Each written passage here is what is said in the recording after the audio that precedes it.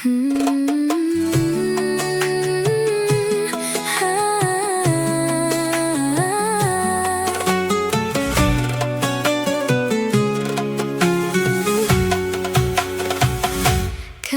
belajar dari cahaya langkah para utusannya, dari Adam hingga Idris, Nuh dan Hud memberi arah. Saleh, Ibrahim dan Lut, Ismail serta Ishak mulia,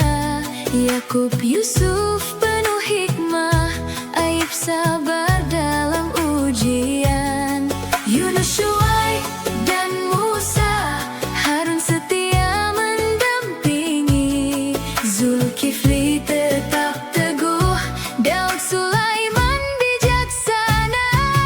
Ilyas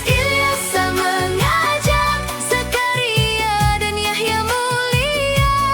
Isa membawa kasih sayang, Muhammad penutup risalah. Nama nabi dan rasul kami jaga di hati,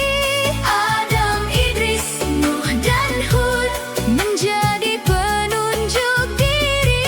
Saleh, Ibrahim dan Lut,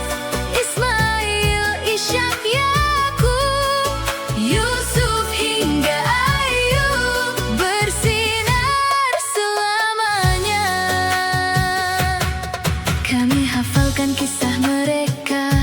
dengan cinta dan rasa syukur. Yunus dalam perut ikan tetap berzikir kepada Tuhan, Syuaib penuh kebijaksanaan, Musa berani melawan zalim, Harun menemani dakwahnya, Zulkifli teguh sepanjang jalan, Daud dengan suara indah, Sulaiman pemimpin bijaksana, Ilyas dan juga Ilyasah mengajak umat menyembahnya, Zakaria penuh harapan, Yahya menjaga kesucian, Isa